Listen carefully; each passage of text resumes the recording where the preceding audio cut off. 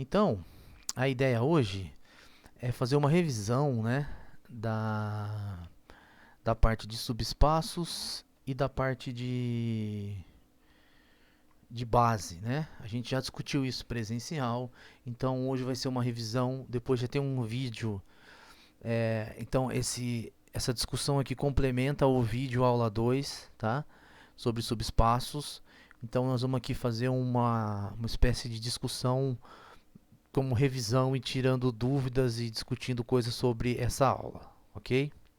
Então, aula 2 sobre subespaços. O assunto, o conteúdo da aula é subespaços, combinações lineares, somas de subespaços e exemplos. Bom, na aula passada nós vimos uma definição de espaço vetorial, né? Então, um espaço vetorial é um conjunto, né, V, que tem uma soma e uma multiplicação escalar. E essa soma, essa multiplicação escalar satisfaz aqueles 8 axiomas de espaço vetorial, aquelas 4 propriedades da soma e 4 propriedades da multiplicação escalar. E dessa forma o espaço vetorial é um conjunto que tem essa estrutura, né? A gente diz que o espaço vetorial é um conjunto que tem essa estrutura, essa soma, essa multiplicação, que satisfaz aquelas propriedades, dá uma estrutura para o conjunto, né? Tá? E, então, tu verificar que um conjunto é um espaço vetorial é diria que um pouco enfadonho, né? Verificar propriedade por propriedade, embora a gente, nos exemplos que vimos, a gente utiliza o fato de que os reais é um espaço vetorial, mas verificar uma por uma leva um certo tempo, né? Mas é bom fazer isso pelo menos uma vez na vida. E você tem um vídeo fazendo isso para o espaço das funções reais, tá? E na lista tem lá para você fazer, provar que o Rn é um espaço vetorial. E na aula passada nós fizemos, acho que algumas propriedades daquelas 8. Não fizemos todas, mas fizemos algumas, tá? No entanto, é interessante muitas vezes, fixado um espaço vetorial, olhar para subconjuntos ali dentro que se comportam como um espaço vetorial. Esses conjuntos são os subespaços vetoriais. Então, um subespaço vetorial V é um subconjunto F contínuo em V que satisfaz as três propriedades. O zero pertence a F. Se dois elementos UV pertencem a F, a soma também tem que pertencer a F. E para todo elemento U pertencente a F, a multiplicação no escalar alfa U pertence a F para todo alfa. Então, um subespaço é um subconjunto que possui o zero, que sempre que você pegar dois elementos nesse subconjunto e somar, resulta num terceiro elemento no conjunto. Sempre que você pegar um elemento nesse conjunto e multiplicar por um escalar, resulta num outro elemento dentro do conjunto. E a gente costuma falar que a propriedade 2 e 3 significa que esse conjunto F é fechado para a soma e para essa multiplicação escalar. Ok? A propriedade 1 é supérflua, no sentido de que o zero pertence a F, pode ser obtido da propriedade 3. Ok? Mas, no entanto, eu gosto de acrescentar ela na definição de subespaço vetorial porque ela dá um critério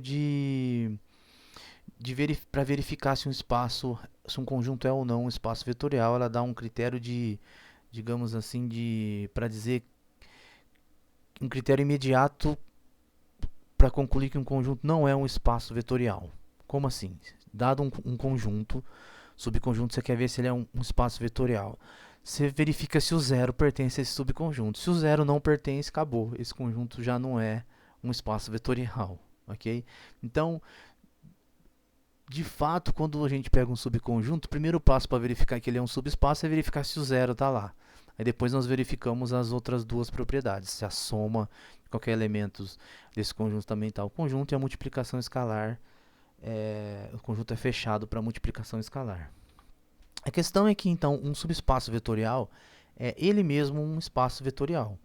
Então, olhando para esse espaço subconjunto F, né, que é um espaço vetorial, olhando para ele com a soma e a multiplicação herdada do espaço vetorial V, ele mesmo é um espaço vetorial. Ele satisfaz os 8 axiomas de espaço vetorial, porque uma vez que ele é fechado, né, então as 8 propriedades vêm pelo fato de que V é um espaço vetorial. Então vamos para exemplos. Um espaço vetorial V sempre tem dois subespaços triviais, que é o 0 e o V. Então o conjunto com o elemento 0 é um subespaço e o conjunto todo é um subespaço porque satisfaz essas condições aqui, ok? Outro exemplo, os subespaços da reta. Então os subespaços da reta são somente os triviais, porque é só o 0 e toda a reta. E a gente pode perceber isso observando, por exemplo, a multiplicação escalar, né? Então você pega um subconjunto dos números reais. Para satisfazer a propriedade 3, né, qualquer elemento desse conjunto multiplicar por um escalar, o escalar agora é o próprio real, né? Tem que pertencer ao conjunto, esse conjunto necessariamente tem que ser toda reta. Ou no caso, se esse conjunto for só o zero, ser só o subespaço trivial zero.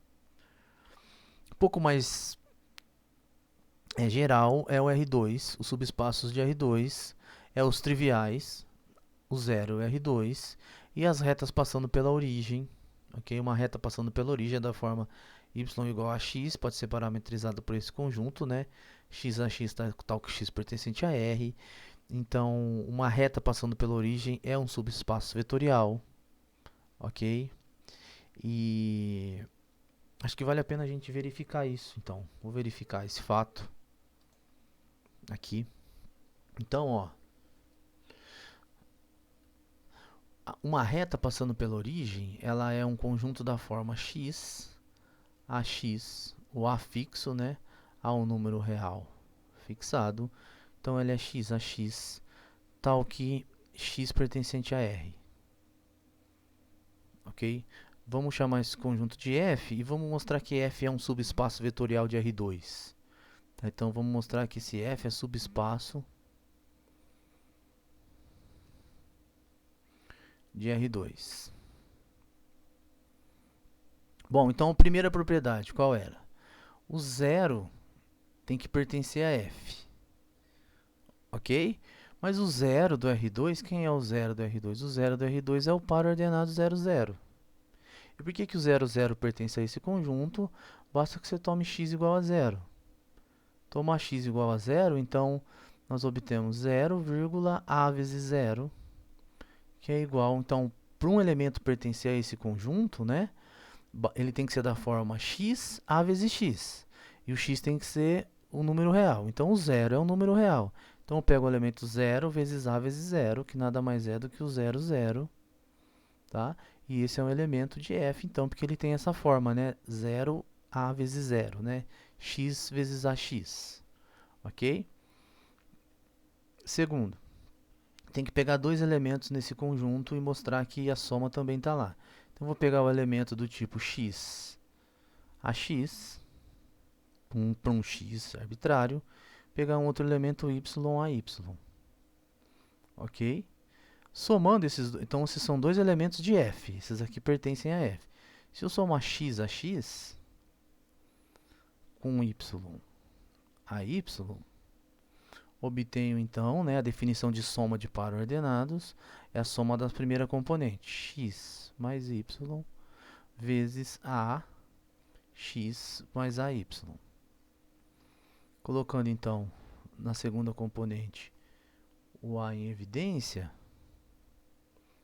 nós obtemos então a x mais y, vírgula a vezes x mais y. X mais y é um número real. Então, a soma é um número da forma x mais y a x mais y. É exatamente dessa forma aqui. Tá? Então, esse elemento aqui, soma, também pertence a f. Ok? E propriedade 3. Então, pega um elemento x a x pertencente a f, até dessa forma, né? E alfa é um número real. Então, quando multiplicarmos alfa, multiplicação escalar, né, por x, ax, acho que agora você já entendeu o que vai acontecer, né? Então, vai ficar alfa x, alfa vezes ax, tá? Então, é assim que faz a multiplicação escalar, assim que é definida a multiplicação escalar no plano, no R2. Então, agora a gente só organiza, a vezes o elemento alfa x. Então, alfa x é um número real,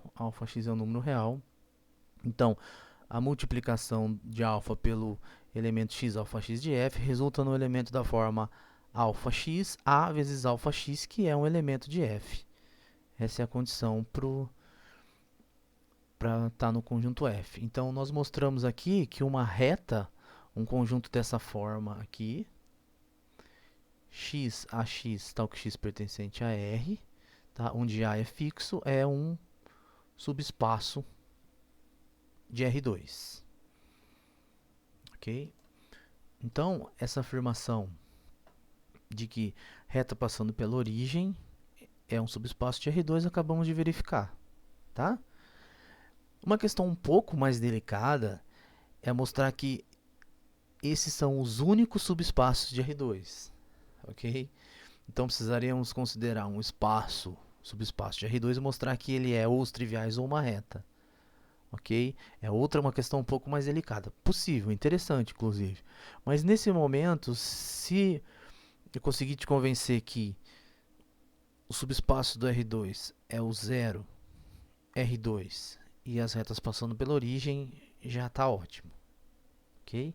Mas gerar um pouquinho, os subespaços de R3, os triviais, as retas passando pela origem e agora os planos passando pela origem. O argumento é exatamente o mesmo agora, só vai ter mais uma componente, tá? Para mostrar que as retas do plano seguem as mesmas ideias, ok?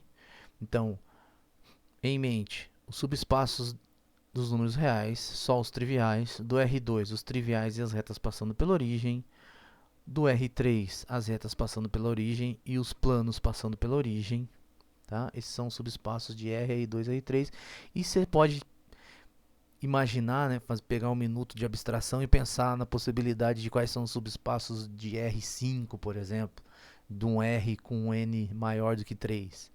Claro que o apelo geométrico agora foge um pouco, né, mas a gente consegue generalizar, pelo menos algebricamente dá para imaginar quem são, né? Bom, o espaço das funções reais, o conjunto das funções reais.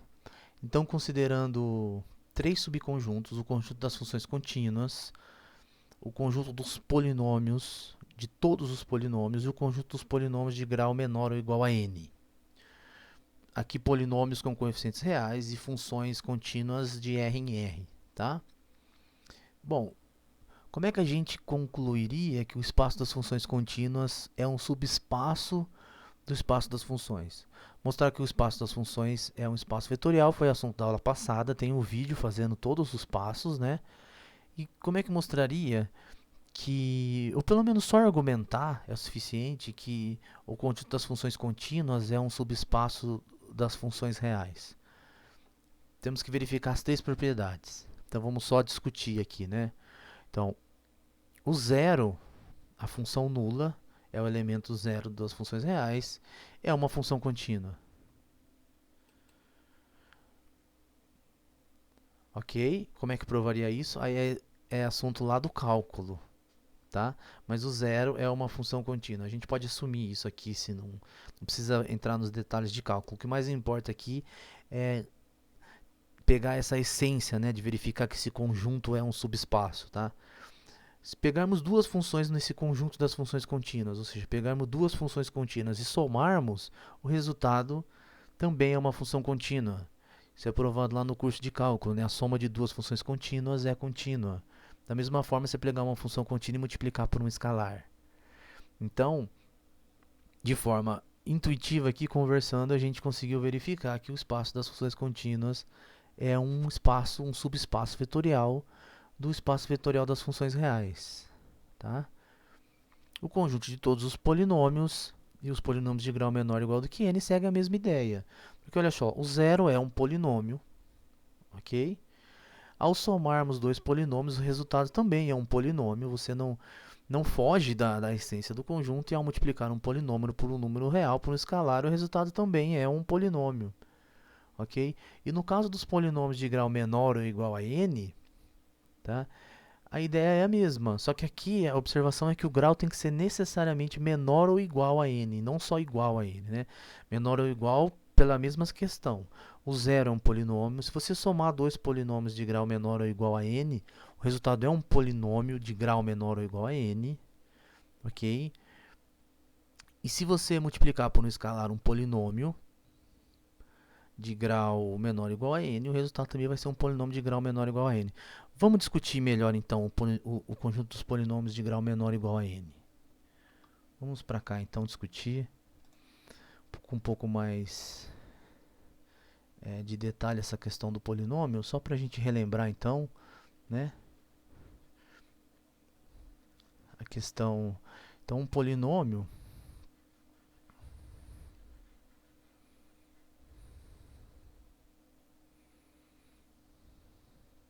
então o conjunto Pn é os polinômios de grau menor ou igual a n. Ok? Então como é que é um polinômio de grau menor ou igual a n, né? Com coeficientes reais, né?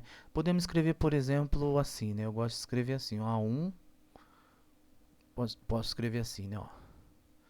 Vou escrever da seguinte maneira, ó. Os coeficientes do polinômio, que são números reais, eu vou chamar de A índice. Então eu vou chamar aqui, ó, A índice n, x elevado a n, mais a n menos 1, x elevado a n menos 1, mais 3 pontinhos até a1x mais a0. Então isso aqui é um polinômio, ok? Onde a n até a 0 são números reais e o x é a variável do polinômio, né? Tá? É indeterminada, a gente fala. Então perceba que se somarmos dois polinômios, tá? Então o zero, então vamos verificar que é um espaço vetorial. Vou fazer, por exemplo, vou só diminuir o n, tá? Vou diminuir n, vou considerar n igual a 2 só para não ficar muito grande a expressão. Então eu vou escrever, por exemplo, vou considerar só n igual a 2. Então vamos verificar as propriedades de subespaço. Então zero é um polinômio de grau menor ou igual a 2. De fato, porque eu posso escrever o zero como sendo 0 x2 mais 0x mais 0. Ou seja, ele tem o formato, né? Então, os polinômios de grau menor ou igual a 2 são os polinômios da forma, por exemplo, ax ao quadrado mais bx mais c, por exemplo, né? Tá?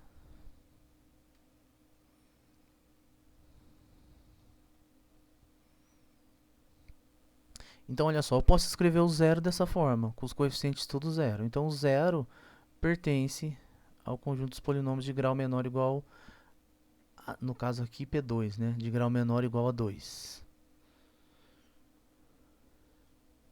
Se fosse n, é só você ir aumentando o número de termos, né? 2. Temos que mostrar que a soma de dois polinômios de grau 2, então eu vou pegar aqui dois polinômios de grau 2. Vou pegar então, por exemplo, aqui, ó. Vou pegar assim, ó, A2x2 mais A1x mais A0. Então esse aqui é um polinômio. Vou pegar outro polinômio, vou chamar B2x2 mais B1x mais B0. Ok? Então, se eu somar esses dois polinômios, como é que fica?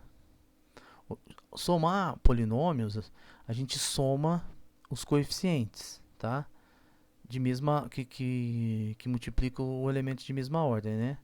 Então fica assim, ó, A2 mais B2 x2 mais A1 mais B1 x1, que é só x, né?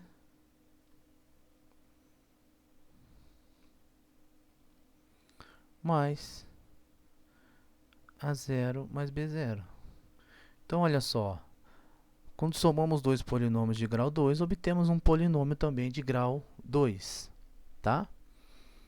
E poderia ser menor ou igual, né? Poderia ser que isso aqui tivesse grau 1, 1 grau 2, 1 grau 1, não tem problema.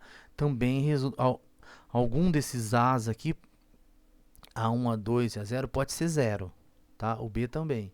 O importante é que o resultado é um polinômio de grau menor ou igual a 2, ok? E o terceiro, parece claro agora que você pegar um número escalar alfa, multiplicar por um polinômio, né? A2x2 mais A1x mais A0.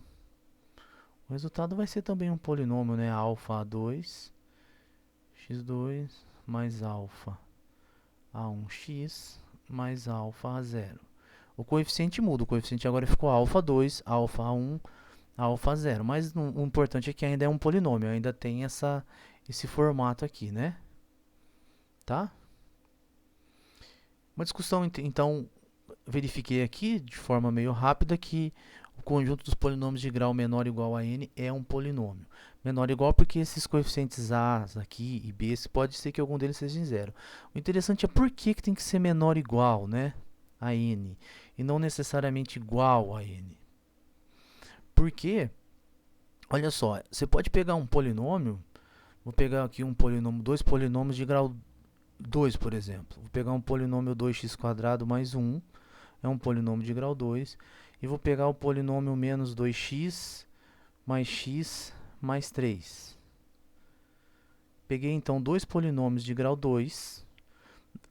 Quando eu somo esses dois polinômios de grau 2, 2 com menos 2 cancela, então resulta x mais 4, que é um polinômio de grau 1. O grau do polinômio é o maior expoente que aparece, né?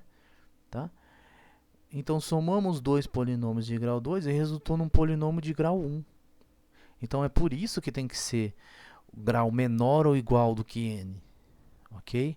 Nesse caso, você somou dois polinômios de grau menor ou igual do que 2 e o resultado foi um polinômio de grau 1 que é menor ou igual do que 2. Tá? Então, é menor ou igual a n e não igual a n. Ok? Qualquer dúvida, vocês podem perguntar no... Pode ligar o microfone e perguntar ou pode falar no chat. Eu estou olhando aqui o chat. Fiquem à vontade. E o conjunto de todos os polinômios segue a mesma ideia, só que agora o conjunto de todos... Qual que é a diferença do P para o Pn, né? Agora o conjunto de todos os polinômios pode ser todos os polinômios de todos os graus. Tá? A diferença é essa.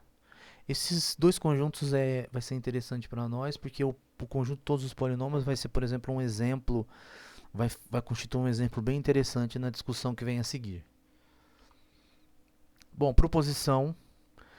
V é um espaço vetorial, a interseção de subespaços de V é um subespaço de V. Quando a gente intersecta subespaços vetoriais, o resultado também é um subespaço vetorial. A demonstração desse fato está feita no vídeo, um daqueles vídeos anexos a essa aula. Tá? Então, você vai encontrar lá, aula 2, demonstração, a interseção de subespaços vetoriais. Aí esse vídeo está fazendo todos os detalhes da demonstração dessa proposição. Ok? A pergunta é se a união é subespaço vetorial. A resposta é pode ser que não. Tá? E também um exemplo de onde não é, está feito também num vídeo anexo. Ok? Então, interseção de subespaços é subespaço e a união pode não ser um subespaço vetorial. Agora vem então, a união não é subespaço, mas existe uma questão que é interessante que a gente vai definir agora, que é a noção de combinação linear. Então, relembrar agora, né, de fato. Combinação linear, então, V é um espaço vetorial, X um subconjunto de V. Então, o subespaço vetorial de V, né, o gerado, né, de V gerado por X, é um conjunto de todas as combinações lineares finitas. Então, dado um subconjunto de V, não precisa ser um espaço vetorial a princípio. O conjunto de todas essas combinações que a gente faz aqui com elementos de x, né, o 1, o 2 até o m pertencente a x, alfa 1, alfa 2 até alfa m são escalares, tá? É o conjunto que a gente chama gerado por x e denota com essa notação aqui, ó. Ok? Então, considera um subconjunto do espaço vetorial. Esse subconjunto, a princípio, considera um subconjunto que a princípio não é um subespaço vetorial. Ao fazer todas essas possíveis combinações lineares, eu coloquei entre parênteses finitas, né, mas a definição de combinação linear, então, para a gente é uma expressão dessa forma, sempre finita, tá? O conjunto X pode ser infinito, mas as combinações lineares são finitas, e o M aqui está variando também, você pode fazer todas as possíveis combinações lineares com elementos de X, todas elas, é esse conjunto chamado gerado por x, denotado por essa notação aqui, o x entre colchetes, tá? A proposição é que esse conjunto é um subespaço de V. A demonstração também está feita no vídeo anexo. Quando acabar, se tiver um tempinho, você dá uma olhada lá. E a outra observação é que esse espaço é o menor subespaço que contém x. E essa discussão também está feita no vídeo em anexo. Mas ele é o menor no sentido de que x, a princípio, é um subconjunto, pode não ser um subespaço vetorial. O gerado por x, o conjunto de todas as combinações lineares, tá? É o subespaço de V. E ele é o menor subespaço que contém x. Ou seja, se existe um outro subespaço de V que contém o x, então esse subespaço tem que conter o gerado por x. Tá? Então, o gerado dá uma noção muito importante para a gente. Então, pega um subconjunto, todas as possíveis combinações lineares. Perceba que aqui o m está variando, então você pode fazer combinações lineares só com 1. Pega o elemento 1 e vai variando o alfa, depois você pega o elemento 2, varia o escalar, depois pega o 1, o 2, varia alfa 1, o 2, depois com o 3, e vai percorrendo todos os elementos do conjunto x e fazendo todas as possíveis combinações lineares, tá? Para formar o conjunto gerado, e é um subespaço de V. E se ao fazer isso, todas as combinações lineares, né, esse conjunto gerado coincidir com o espaço vetorial V, nós dizemos que esse conjunto X é um conjunto de geradores para V. Ou que X gera o espaço vetorial V. Ok? Então, um exemplo aqui seria...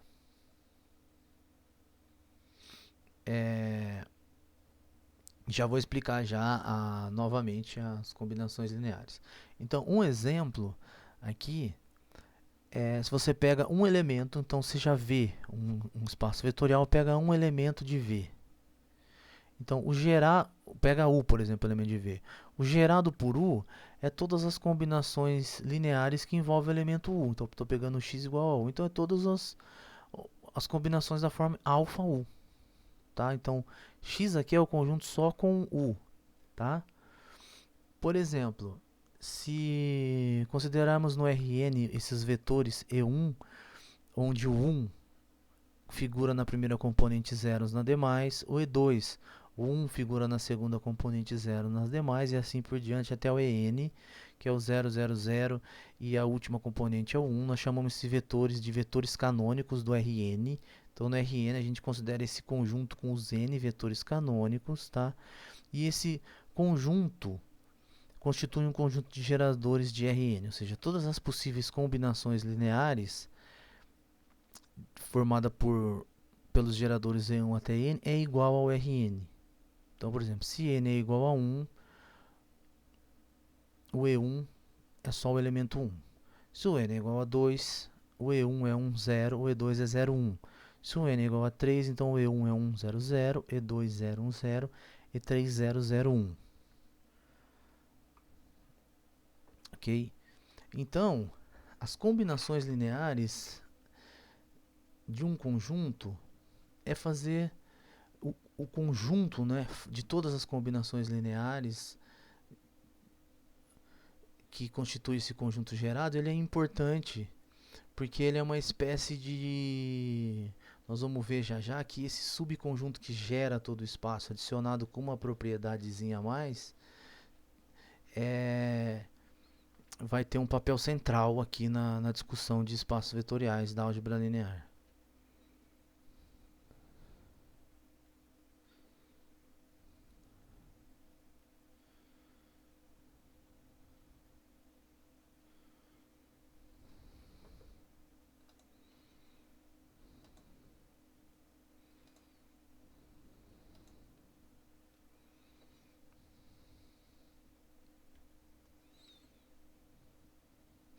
Então, ó, combinação linear. Então, ó, X é um subconjunto de V. V é um espaço vetorial. X é um subconjunto, não precisa ser um subespaço, tá? É um subconjunto.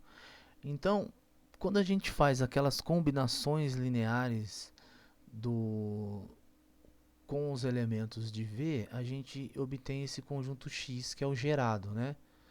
Obtém esse conjunto aqui entre colchetes, que é o gerado de X, tá? É o conjunto de todas as combinações lineares.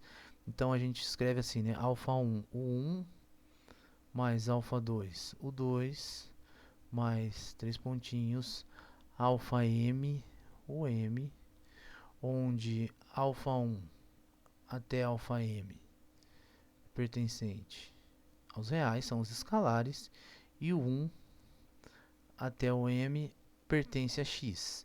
Então é como se você pegasse, por exemplo, todos os elementos de X e fosse fazendo todas essas possíveis combinações. Ninguém fica de fora. Então o gerado é o conjunto de todas as possíveis combinações. O M vai variando. Então vou dar um exemplo. Se o X fosse um conjunto, por exemplo, com dois elementos, o 1 e o 2. Tá? Então quem que é o gerado por X? O gerado por X é o conjunto de todas as combinações que envolvem os elementos alfa 1, que envolve os elementos 1 ou 2. Então, por exemplo, alfa 1 é uma combinação. Vou colocar alfa 1, né? Alfa 1, o 1 é uma combinação. Envolveu o 1. E alfa variando em R, tá? Toda vez que eu pego um número real, multiplico por o alfa variando em R, tá? Então, alfa 1 é uma combinação. E se eu for variando o alfa, eu vou obtendo infinitas combinações que eu posso fazer com o 1. Da mesma forma, eu posso fazer alfa o 2. Vou variando o alfa, então eu pego, por exemplo, o 1, 2, o 2, 3, o 2, π, o 1 e por aí vai. Vou variando o alfa 1 aqui variando no conjunto dos números reais, tá? E o alfa 2, mesma coisa com o 2. Então essa forma uma combinação linear com o alfa 1, e se o alfa 1 for variando, você vai formando combinações lineares só envolvendo 1. Alfa 2, o 2, o alfa 2 o número real. Isso é uma combinação. E se você vai variando o alfa 2, você vai obtendo infinitas combinações aqui, alfa 2 o 2, tá? E você ainda pode fazer alfa 1 o 1 mais alfa 2 o 2. Ok? Alfa 1, alfa 2 variando em R. O 1, o 2 é fixo, é o elemento de X. Então o que você está fazendo é combinando todas as possibilidades que você tem de fazer essa multiplicação escalar e soma com elementos de X. Então a combinação linear é uma expressão dessa forma, né? Aqui. Então sempre que você tem um escalar multiplicado por um vetor somado outro, é o que a gente chama de combinação linear. Então esse daqui é uma alfa 1 é uma combinação linear. Alfa U2 é uma combinação linear envolvendo o 2. Alfa U1, alfa U2 é uma combinação linear envolvendo o 1 e o 2. Ok? Então esse conjunto tem muitos elementos, né, da intuição. O gerado, ao fazer todas as combinações lineares, vamos ter infinitas possibilidades, né? Se o 1, por exemplo, for diferente do 0, que aí você vai variando o alfa nos números reais e vai obtendo um conjunto infinito, né, de elementos. Então você vai obtendo essa conjunto de todas as combinações lineares, ok? Tudo bem? Isso gera uma pergunta interessante, né? Uma vez eu vi no exame uma vez uma pergunta que era um espaço vetorial não nulo, né? Nulo. Então o espaço vetorial nulo é o espaço só com zero, tá? O espaço vetorial nulo é esse espaço aqui, né? Tá? É o trivial. Então, uma pergunta era: qualquer espaço, subespaço vetorial ou espaço vetorial não nulo possui infinitos elementos? Né? Pode ser finito, né? Ou é infinito, né?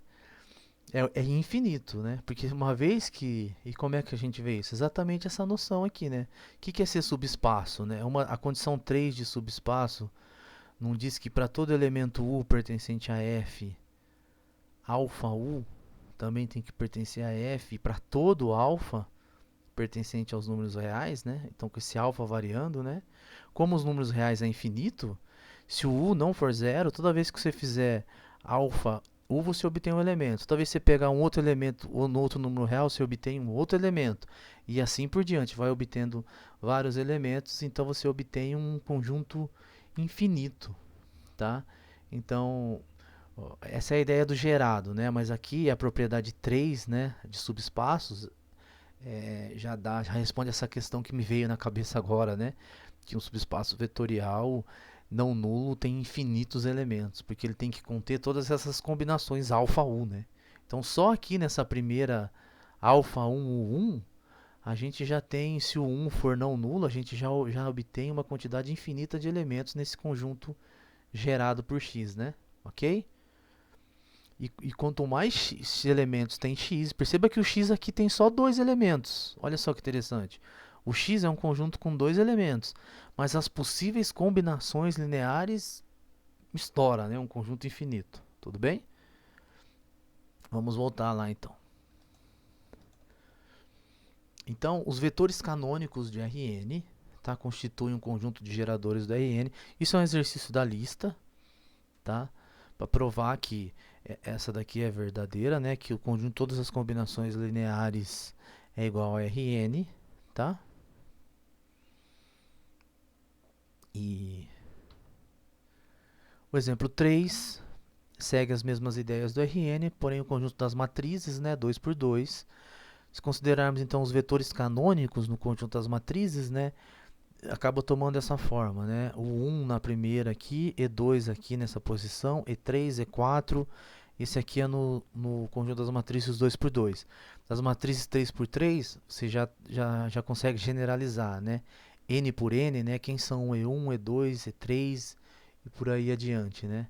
Então perceba que as matrizes 2 por 2 precisamos de 4 vetores aqui, né? E para formar um conjunto de geradores das matrizes 2 por 2. Os polinômios. Então, quem são um conjunto de geradores para os polinômios de grau menor ou igual do que n? Os monômios, né? 1x. 1 é um polinômio, x é um polinômio, x ao quadrado é um polinômio. É os monômios, né, que a gente fala. Monômio que o coeficiente é 1, né? Tá? O que multiplica o x é 1, né? Então, esse conjunto aqui, 1x, x ao quadrado até x elevado a n, né, forma um conjunto de geradores dos polinômios de grau menor ou igual do que n, porque qualquer polinômio de grau menor ou igual do que n é escrito como uma combinação linear, né, desses elementos. Um polinômio é algo dessa forma, né, a0 mais a1x mais a2x ao quadrado mais tal, a nx elevado a n, né, onde esse a1, a2, a0 são números reais, né. Tá? Então, um polinômio já é uma combinação linear desses monômios, por definição, né, de polinômio. E da mesma forma, o conjunto 1x, x ao quadrado, x elevado a n, x elevado a n mais 1, 3 pontinhos. Esse conjunto infinito é um conjunto de geradores para o conjunto de polinômios. Então, veja só. O conjunto de todos os polinômios, então pega um polinômio, ele tem um grau, pode ser pequeno, pode ser grande, pode ser muito grande. Então, independente disso, ele é uma combinação linear desses monômios. Então, esse conjunto é infinito. Tá? Um conjunto infinito que gera o espaço dos todos os polinômios. Que uma proposição, então, envolvendo subespaços. A união não é subespaço, mas a gente pode definir a soma, que tem uma relação com o gerado. De fato, F1 mais F2 é a união, né, do gerar F1 mais F2, união de F1 com F2 e o gerado. Tá? Então, a soma de dois subespaços vetoriais é fazer todos esse conjunto, o 1 mais o 2, onde o 1 varia em F1 e o 2 varia em F2. Tá? Então, é um subespaço vetorial de V. Então, isso aqui é mais geral do que a união de subespaços. Tá? E quando a intersecção é zero, a soma a gente escreve com o sinal de mais com uma bolinha assim em volta, né? E diz que F1 e F2 é soma direta de F1 e F2. Então, quando a soma dos subespaços tem o único elemento na intersecção é o zero, né? A gente fala que essa soma é direta. Exemplo, se pegar no R2 o gerado por E1, pegar no R2 o gerado por E2 e fizer a soma, ok? Essa soma vai ser o gerado por E1 e E2, que vai ser todo o R2. Tá? O gerado por E1 é o eixo X, o gerado por E2 é o eixo Y. Então, F1 mais F2 é o gerado, todas as possíveis combinações lineares de E1 e E2 e dá todo o R2. Mas geralmente, né, o Rn é a soma direta dos subespaços gerados pelos vetores canônicos. Então, subespaços, combinações lineares, soma de subespaços e exemplos foi o que revisamos, né, aqui nessa breve aula. Então, obrigado, até a próxima aula, que vai ser agora mesmo, tá? Eu vou passar já para o outro slide. Aguenta aí.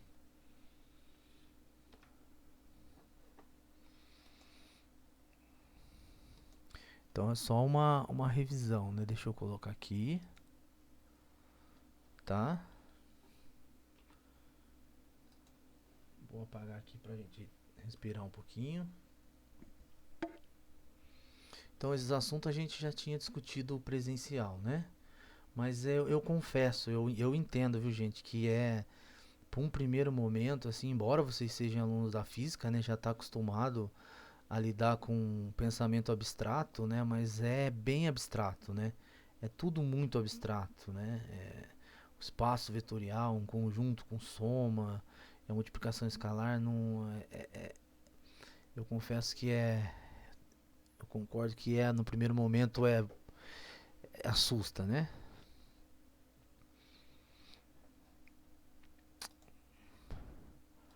Vamos lá então. Vamos relembrar então os conceitos da aula 3, que o assunto é bases, tá? Então, nós já discutimos esse assunto em aula. Também coloquei um vídeo explicando os passos dessa aula. E agora então vamos fazer uma revisão dos conceitos dessa aula. Bom, então vamos discutir a noção de dependência linear, de base, dimensão e revisitar os exemplos da aula passada. Agora com esse conceito em mãos de base e dimensão. Então a gente começa assim. X, um subconjunto de um espaço vetorial V. X, um subconjunto, não precisa necessariamente ser um subespaço vetorial, tá? Utilizamos as notações LI e LD para linearmente dependente e linearmente dependente e dizemos que X é LI se toda combinação linear, então nesse momento a gente já discutiu bastante combinação linear, né? Então se toda combinação linear dessa forma alfa 1, 1 mais alfa 2, o 2 mais alfa m, o m de elementos o 1 até o 2 até o m de x, alfa 1, alfa 2 até alfa m igual a zero. Só que eu estou exigindo que essa combinação linear seja igual a zero. Que a gente fala combinação linear nula, né? Então se toda combinação linear nula, tá, for verdade somente quando os coeficientes alfa 1, alfa 2, alfa m forem nulos.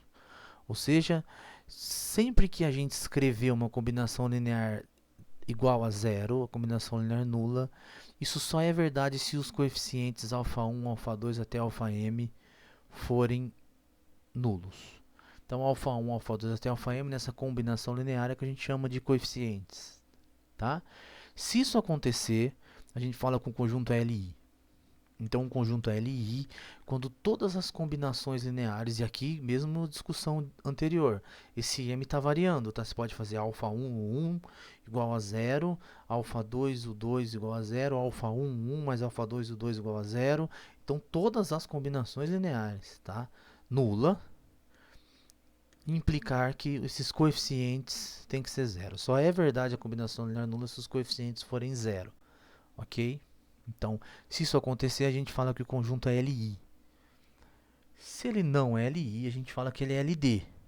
Então, se ele é LD, a gente faz uma negação nessa definição de cima e conclui que o conjunto é LD, então tem que existir alguma combinação linear nula, tá?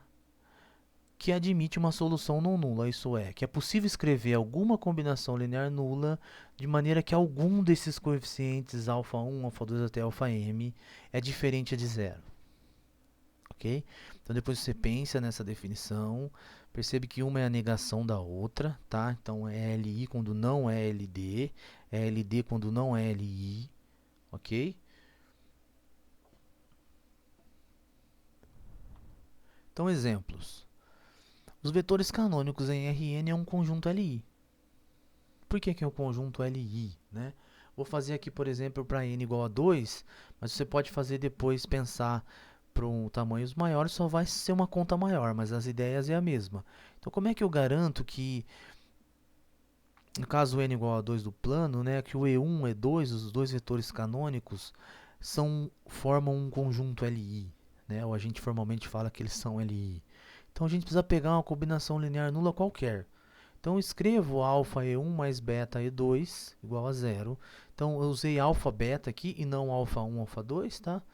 Porque como é só dois elementos, fica bonitinho escrever alfa beta, tá? Então, alfa E1 mais beta E2 igual a zero. Eu tenho que concluir que o alfa e o beta é zero, para garantir que eles são Li, ok? Então, quem que é E1, E2 e o zero no R2? E1 é 1, 0, E2 é 0, 1 e o zero é o 0, 0. Nós estamos no plano, no R2, ok? Estou fazendo n igual a 2. Então, isso aqui se transforma nessa igualdade. E a soma aqui e a multiplicação escalar, a gente escreve alfa vezes 1, 0 mais beta vezes 0, 1. Isso resulta em alfa beta, igual a 0, 0.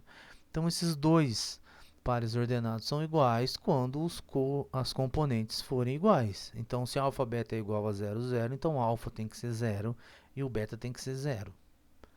E essa é a forma de garantir que o E1 e E2 formam um conjunto Li no R2. Pegamos a combinação linear arbitrária qualquer, igual a zero, combinação linear nula, e concluímos que os coeficientes dessa combinação linear necessariamente têm que ser o zero. Simultaneamente, todos eles. Da mesma forma, porém agora com um pouco mais de notação, a gente consegue garantir que os vetores canônicos E1, E2 até n ao quadrado, no conjunto das matrizes quadradas n por n, é um conjunto Li, tá? Por que é n ao quadrado aqui? Volta lá no caso das matrizes 2 por 2, né? No caso das matrizes 2 por 2, a gente usou E1, E2 até E4, né?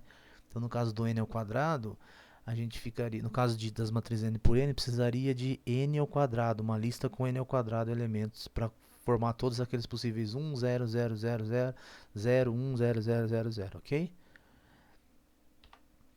O conjunto dos polinômios, os monômios 1, x, x elevado a n, no conjunto dos polinômios de grau menor igual do que n, é Li. Porque vamos fazer também, no caso n igual a 2, só para fixar as ideias, escreve aqui um polinômio, uma combinação linear desses elementos aqui, nula. Tá? Alfa 1 mais beta x mais gama x ao quadrado igual a zero. Então, eu utilizei alfa, beta e gama. Tá? Então, 1x, x ao quadrado. Eu fiz n igual a 2 aqui, só para fixar as ideias. Igual a zero. Mas quem que é o zero no conjunto dos polinômios? O zero é o polinômio no conjunto dos polinômios de grau 2, né? É o polinômio com os coeficientes são zero. Então, eu posso escrever o zero como 0, 1 mais 0x mais 0x ao quadrado. E dois polinômios são iguais quando os coeficientes de cada variável são iguais. Então, o alfa tem que ser igual a esse coeficiente aqui, que é o zero. Beta tem que ser igual ao coeficiente do x, que é zero. E gama tem que ser igual ao coeficiente x quadrado, que também é zero. Então, alfa igual a zero, beta igual a zero e gama igual a zero. Então, o conjunto desses monômios aqui é um conjunto Li no espaço dos polinômios de grau menor ou igual a n. Da mesma forma, esse conjunto aqui infinito é Li no conjunto de todos os polinômios. Segue as mesmas ideias. Tá? Pega qualquer combinação linear nula de elementos aqui desse conjunto e você vai ver que necessariamente os coeficientes têm que ser zero, porque você pode escrever o zero dessa forma aqui, um polinômio desse tipo aqui. Exemplo, se considerarmos esses três vetores no R3, U igual a 1, 2, 3, V igual a 4, 5, 6, W igual a 7, 8, 9, eles são LD em R3 porque nós podemos escrever U menos 2V mais W igual a 0. Então eu vou deixar para você verificar aqui essa igualdade verdadeira. E perceba que essa igualdade aqui está escrevendo, é uma combinação linear nula e os coeficientes não são todos nulos. Então esses três vetores aqui são LD em R3. ok? Porque eu consigo escrever, na verdade, o conjunto formado por esses três vetores, né, é LD. Informalmente a gente fala que os três vetores são LD, tá? Porque a gente consegue escrever eles como uma combinação linear nula, onde os coeficientes não são todos nulos. Da mesma forma, em R2, a gente pode escrever o vetor U igual a 1 menos 1, V igual a 1, 0, W igual a 1, 1, segundo a expressão meio U menos V mais meio W igual a 0. Vou deixar também para você verificar que isso é verdade, é só substituir aqui para ver que é verdade, né? Então isso aqui é uma combinação linear nula e os coeficientes não são todos nulos. Então o conjunto formado por esses três vetores é LD, ok? Porque existe uma combinação linear nula envolvendo esses três elementos e os coeficientes não são todos nulos. Proposição 1, o 2 até o n é LD, se somente se um dos vetores é a combinação linear dos outros. 1 até o n é LI, se somente se nenhum desses vetores é a combinação linear dos outros. Então a demonstração disso aqui também está feita em anexo, mas segue na direção do que nós aprendemos em geometria analítica, né? Então, por exemplo, na geometria analítica a gente viu que o conjunto com um vetor, né, ele é LD se ele se resumir só a um ponto, se ele for o vetor nulo. E se ele é o vetor não nulo, ele é LI. O conjunto com dois elementos é LD se os vetores são paralelos, LI se eles são não paralelos, tá? E o conjunto com três elementos é LD se eles são coplanares, LI se eles são não coplanares. E aí aqui está claro, né, por exemplo, que se eles são paralelos, eu consigo escrever um como uma combinação linear do outro. Tá? E se eles não são paralelos, isso não é possível, é uma proposição lá do curso de geometria analítica. Se eles estão no mesmo plano, um tem que ser escrito como combinação linear dos outros dois. Pelo menos um, né? E se eles são LI, se eles não são coplanares, então eu não consigo escrever um em função dos outros dois. É isso que diz essa proposição. Então, um conjunto com n elementos é LD, então pelo menos um deles tem que ser escrito em função dos outros, como combinação linear dos outros. E se eles são LI, eu não consigo escrever nenhum em função combinação linear dos outros. Ok? Então vamos para a definição de base. Então o que é uma base de um espaço vetorial V? Uma base é um conjunto que a LI gera. É só juntar agora os dois conceitos. Conjunto de linearmente dependente e o conjunto de gerador. Lembra o que é gerador? Então B é um conjunto, é uma base se ele gera V, ou seja, todas as combinações lineares de B, as possíveis combinações lineares de elementos de B, formam um espaço vetorial gerado por B e coincide com V. Isso quer ser gerar, né? E ele é LI se vale essa definição que nós acabamos de ver anteriormente. Então isso é uma base. Então base é LI e gera, ok? Tem que ser LI e tem que gerar, ok? Então insisto, base é LI e gera. É um pouquinho mais lá do curso de geometria analítica, né? O curso de geometria analítica, 3 vetores LI era uma base, né? Aqui preciso que os vetores são LI e que geram todo o espaço, ok? Caso B seja uma base, todo elemento de U se escreve de forma única com uma combinação linear de elementos de B. Ou seja, então qualquer elemento U de V eu posso escrever como sendo α1 o 1 mais α2 o 2 mais αn o n, onde esses elementos o 1, o 2 até o n pertencem a B. Ok? Posso escrever assim pelo fato de que o B é um gerador. E eu posso concluir que é único porque é LI. Tá? Aqui cabe uma demonstraçãozinha, é claro. Teria que pegar duas representações de U e aí eu faço a diferença e mostro que de fato os coeficientes têm que ser igual, então só admite uma representação, ou seja, os alfas são univocamente determinados e para isso a gente usa o fato que ele é LI, tá? Uma base é LI. E se caso a base for finita, nós dizemos que os coeficientes A1 até a n, né, esses escalares, são as coordenadas de U na base B. Então base é LI e gera. Então exemplos, vamos visitar os exemplos que a gente já viu. E1, E2 até N é uma base para o Rn, já vimos que gera e discutimos que é LI. Da mesma forma, E1, E2 até N ao quadrado é uma base para o conjunto das matrizes n por n. Os monômios 1x, x ao quadrado até xn é uma base para os polinômios de grau menor ou igual do que n. E esse conjunto infinito aqui, né? 1x, x ao quadrado e assim por diante, é uma base infinita para o conjunto de todos os polinômios. Ok? Então, uma vez que a gente tem um conceito de base, a gente pode definir a dimensão de um espaço vetorial como sendo o número de elementos da base. Então, dizemos que um espaço vetorial V possui dimensão finita quando possui uma base com finitos elementos. O número de elementos de B é chamado de dimensão de V.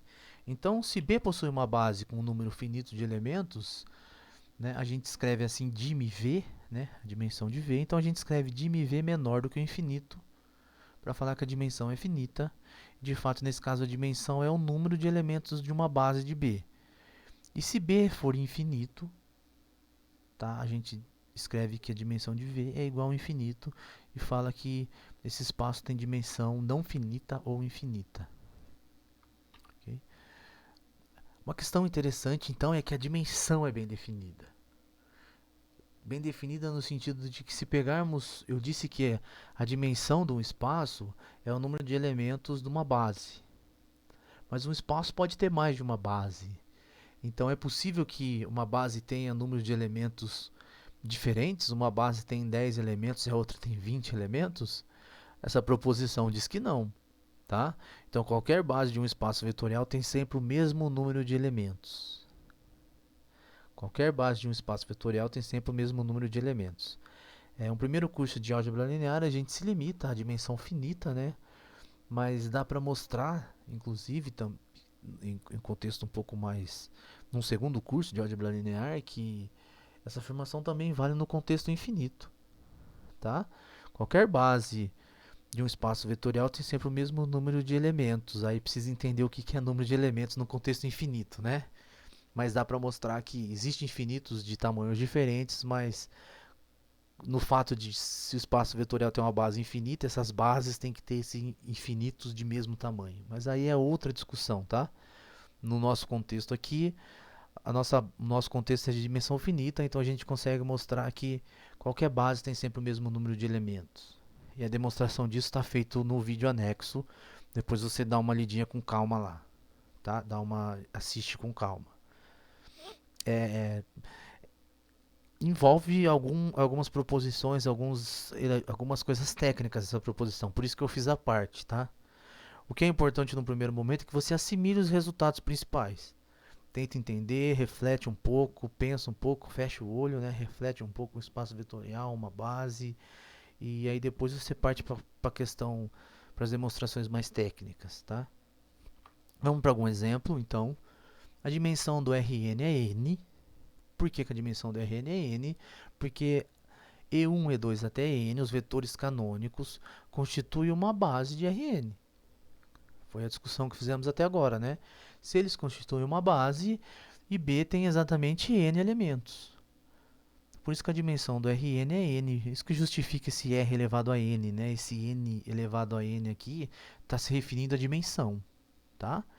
Em particular, a dimensão da reta é 1, a dimensão do plano é 2 e a dimensão do espaço, né, do R3 é 3. A dimensão do conjunto das matrizes M por n é n ao quadrado, porque esse conjunto aqui, né, E1, E2 até n ao quadrado, tem n ao quadrado elementos, tá? A dimensão do conjunto de polinômios menor ou igual a n, de grau menor ou igual a n, tem n mais 1, né? Porque a base, 1x ao quadrado x elevado a n, né? Isso aqui é uma base, conforme a gente discutiu, possui n mais 1 elementos, né? De x até xn são n mais 1, né? Então é n mais 1 elementos. A dimensão do conjunto de todos os polinômios é infinita, porque esse conjunto aqui é uma base infinita para esse espaço vetorial. Então esse é um exemplo, né, de espaço vetorial de dimensão infinita. Embora a gente está mais interessado nos de dimensão finita, mas fica aí um exemplo de um espaço vetorial de dimensão infinita. Então, fizemos a revisão de dependência linear, LI, LD, a noção de base, base é LI e gera, dimensão de um espaço vetorial, e vimos os exemplos que estamos discutindo desde a primeira aula. Então, obrigado, até a próxima aula. E está aberto então para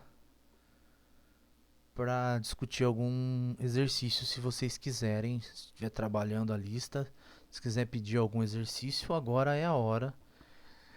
Se tiver tudo ok, acho que é isso então. Vocês fiquem à vontade aí para perguntar, para fazer qualquer observação. Essa é a lista, tá? Eu já disponibilizei ela lá para vocês. Então tá aqui, né, ó. Rn é um espaço vetorial. Você dá uma olhada no vídeo das funções, né? E dá uma olhada lá no vídeo das funções e tenta imitar, fazer as propriedades, tá? Exiba os subespaços de R3.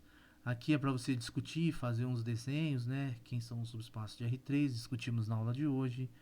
Mostre que as matrizes 2×2 é um espaço vetorial. É para você verificar os 8 axiomas. Eu sei que é bastante, né? Mas é bom que você faça isso pelo menos para treinar uma vez na vida, né? Tá? Faz meio que não precisa fazer todos os detalhes, mas o importante é que você entenda cada detalhe, tá? Cada passo, não precisa. Não é para entregar essa lista, não, tá? Eu só para estudar. Mostre que o conjunto AB0D, onde ABD pertencente a R é um subespaço das matrizes 2×2. O zero está aqui, o zero tem essa forma. Se você somar dois elementos dessa forma, também tem essa forma. Se você multiplicar o escalar por elementos, multiplicar um elemento dessa forma por um escalar, também fica dessa forma. Você vê, essas três discussões aqui, você já viu que isso aqui é um espaço vetorial, né? O resto agora é só formalismo, tá? Tá, vamos fazer já então a letra B da 1. A letra B da 1. É isso? Deixa eu ver.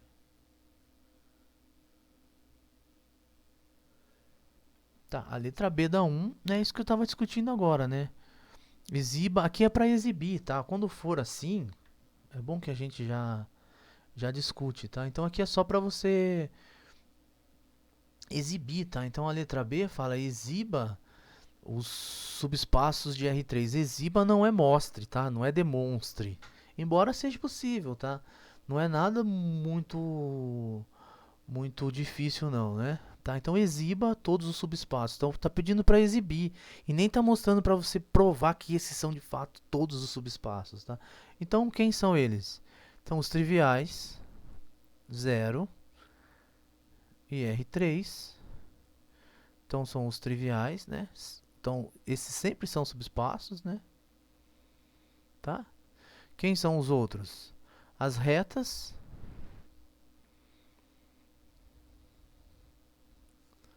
passando pela origem. É isso que eu quero que você tenha em mente, tá?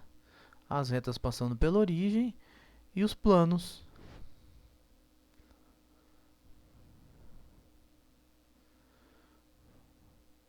passando pela origem.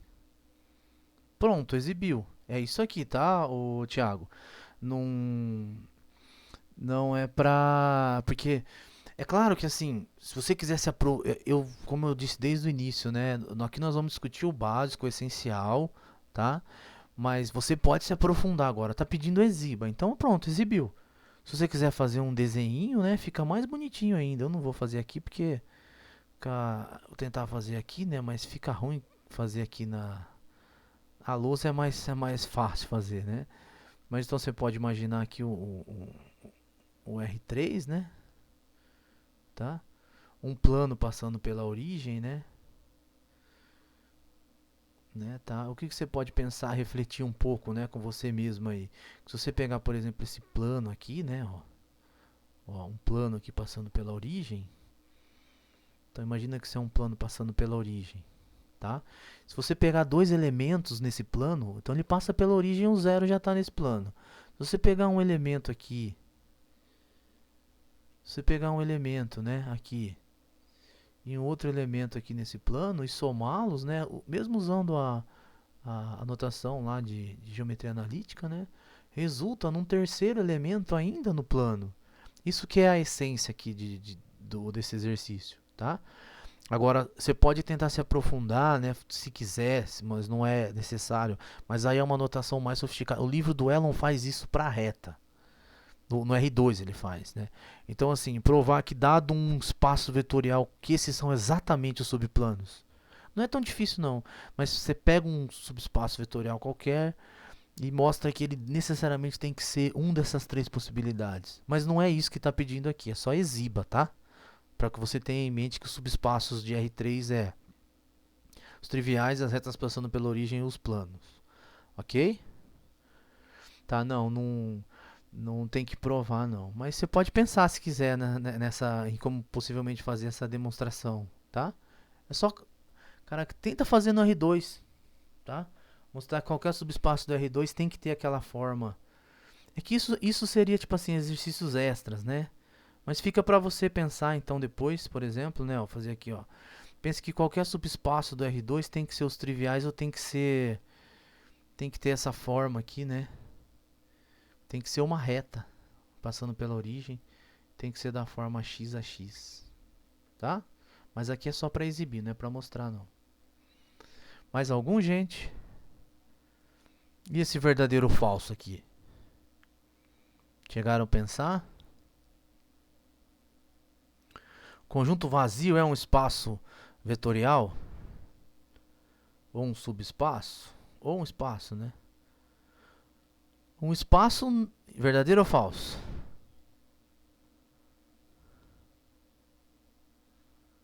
Falso, né?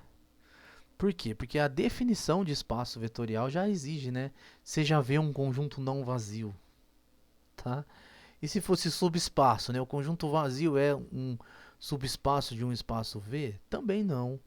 Porque para ele ser subespaço, zero tem que pertencer a esse conjunto. Você viu? Por isso que tem aquela definição. Por isso que eu incluí o zero, né? Então o zero não pertence ao conjunto vazio, porque o conjunto vazio é vazio, né? Se o zero não pertence ao subconjunto vazio, então ele não pode ser um subespaço, tá? Mas aqui pergunta se é um espaço. Também não é, porque a definição exige que um espaço vetorial seja diferente do vazio, né? Conjunto zero é um espaço vetorial? Sim, né? É o trivial sempre, né? A interseção de subespaços vetoriais é um subespaço vetorial? Sim. Teorema que está feito provado, né? A união de subespaços vetoriais é um subespaço vetorial? Pode ser que não. Tem também vídeo mostrando que não é verdade, tá? O conjunto xx ao quadrado, x pertencente a R, é um subespaço vetorial de R2? O que vocês acham? Sim ou não? Quem que é xx ao quadrado? Quem que é o conjunto xx ao quadrado? Né? Conjunto xx ao quadrado, xx ao quadrado, tais que x pertencente a R. Isso, né? X ao quadrado, tais que x pertencente a R. Se você fizer alguns pontos, né? Você vai ver que esse conjunto é a parábola, tá? A parábola é um subespaço de R2?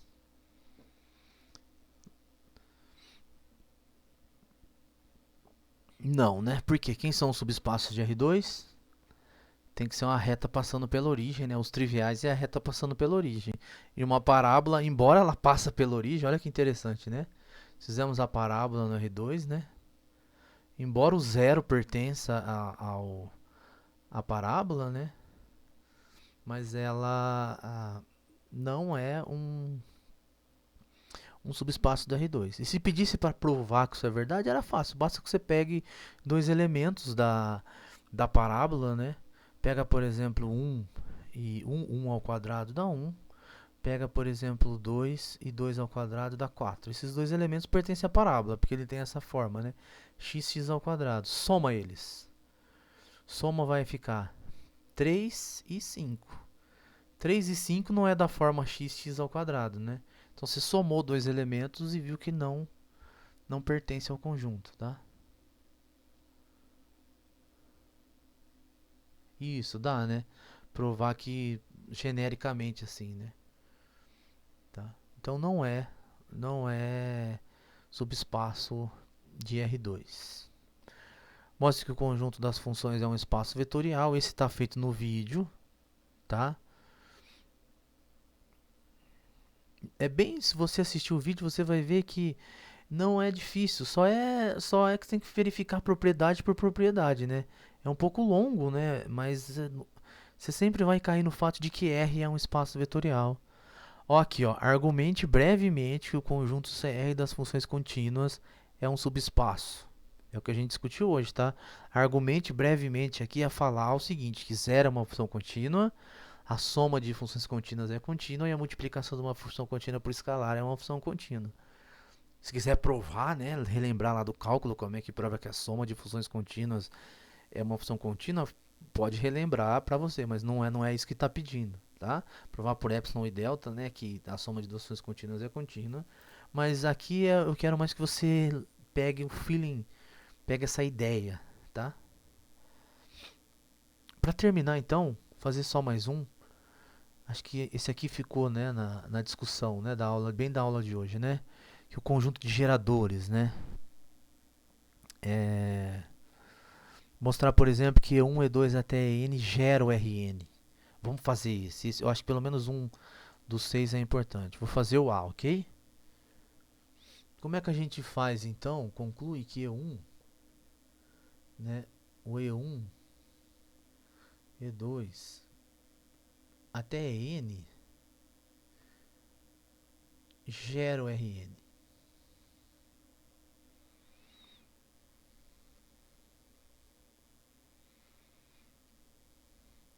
Como é que a gente faz isso?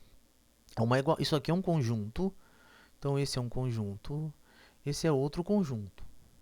Então, para mostrar que essa igualdade de conjunto é verdadeira, basta que a gente tenha que mostrar que esse conjunto está contido nesse e que o outro está contido no 1. Tá? Então, vamos mostrar essa direção, né? Vamos mostrar que o E1, E2 até N está contido no Rn. Tá? É bem simples essas demonstrações, você vai ver. Ó. Então, pega um elemento qualquer aqui. Pega um elemento U pertencente a esse gerado. Se ele pertence aqui, como é que ele é? Ele é da forma α1, E1, mais α2, E2, mais 3 pontinhos, αn, en, ok? Vou colocar em, não precisa ser necessariamente o,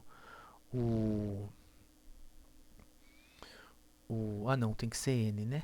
Não precisa ser necessariamente o n, tá? Não, mas eu posso colocar n, vou colocar n para facilitar o argumento, e eu coloco aqui então que α1, α2 até αn são números reais. Não estou excluindo a possibilidade de que algum deles seja zero, tá? Ok? Então, todas as possíveis combinações lineares de elementos aqui, né, é escrito dessa forma. Uma combinação linear, desculpe, é escrito dessa forma, α1, α2 até αn são números reais. Pode ser que algum desses seja zero, não tem problema. Mas isso aqui nada mais é do que E1 é 1, 0, 0, 0, E2 é 0, 1, 1, né? Então, pela definição de E1 e E2, e os α1 e α2 são números reais, isso fica α1, α2, αn, ok? Isso aqui é o que? É uma ênupla, né? É uma ênupla de números reais. O α1, α2 até αn pertencente a uma ênupla de números reais, pertence ao Rn, né? É assim que a gente definiu o Rn, o conjunto de todas as ênuplas de números reais. Ok? Vamos fazer o contrário, então, agora. Pega um elemento U pertencente ao Rn. Mas se U pertencente ao Rn, então U é uma ênupla. Então vou escrever, por exemplo, vou usar aqui α1, α2 até αn, α1 até αn, são números reais. Tá? Se U pertence ao Rn, então ele é uma ênupla de números reais. Estou fazendo a volta agora. Na verdade é o mesmo argumento, eu estou voltando aqui nos argumentos, tá? Mas então se ele é dessa forma, eu posso escrever ele como sendo α1 E1 mais alfa 2 é 2, mais 3 pontinhos, mais alfa n é n, tá? Porque o E1, né, ele é 1, 0, 0 até 0. E2, ele é 0, 1, 0, tá? E aí você já entendeu, né? Ou seja, isso aqui é exatamente uma combinação lineares de E1, E2 até n, tá? Ou seja, isso aqui é um elemento que pertence ao gerado de E1 até n, tá? Então, conseguimos ver aí que o conjunto dos geradores, conjunto do gerado pelos vetores canônicos é igual ao Rn, tá? Já vimos na aula que é Li, então de fato é uma base. O mesmo argumento aqui para o item B, eu coloquei 2 por 2 para não ficar muita conta, né? E o conjunto dos polinômios também é a mesma ideia. Tudo bem? Ok? Então eu acho que tá bom por hoje. Se alguém quer mais alguma dúvida, mais alguma questão? Não? Bom, então, gente, é isso. Obrigado a todos. Qualquer dúvida, qualquer questão, vocês me procurem, tá? Me mandem e-mail, pode mandar mensagem pelo Google Classroom, fique à vontade, assistam os vídeos, vejam as demonstrações, tentam refazer tudo bonitinho, faz essa lista aqui. Qualquer dúvida, você pergunta, na próxima aula a gente resolve novamente essa lista, tá? Na próxima aula nós vamos terminar a parte de revisão, tá? Tem mais uma parte da lista aqui, tá? É que eu acho que ela sumiu, tá aqui, ó. Tá? Tem a outra parte da lista, tá? Vocês deem uma lida lá, discute. Então essa lista é referente a essas 3 aulas que nós fizemos, uma base, tá? Na próxima aula a gente pode discutir mais isso aqui com calma. O importante é que você faça seu estudo aí, a gente se encontra com o que está aqui e no final dá tudo certo, tá bom? Então obrigado a todos, até a próxima aula.